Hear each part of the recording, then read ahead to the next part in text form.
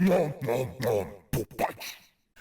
I'm talking about Lapvona by Ottessa Moshfegh, a very strange tale that toes the line between darkly comic and hilariously tragic.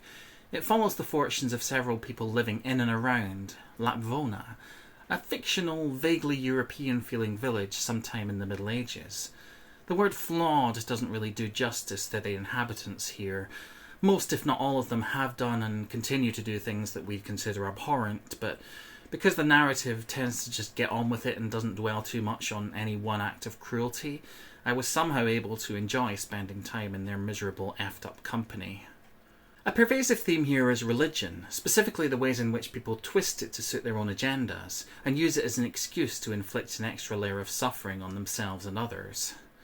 Our young sort of protagonist Marek has developed an almost sadomasochistic relationship with life, where he imagines that each fresh trauma he experiences will make it more likely for God to let him into heaven. Out of pity, I suppose. And then we've got Father Barnabas, the least religious priest in literature, who delivers sermons designed to keep the people pacified as they suffer through bandit raids and famines, while he's living it up at the manor of the local Lord William. Meanwhile, Ina, the obligatory ancient old woman who lives in a hut and might be a witch, might actually have all the secrets to life and death, but unfortunately most of the men in the village are too busy suckling on her breasts to notice.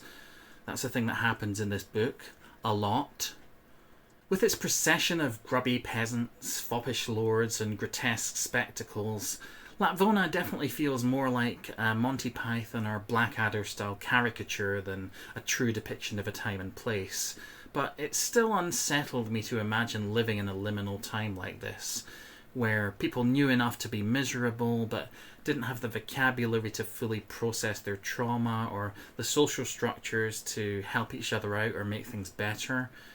If any of that sounds interesting to you and you have a dark sense of humour and a decently strong stomach, then Lapvona is definitely worth a read.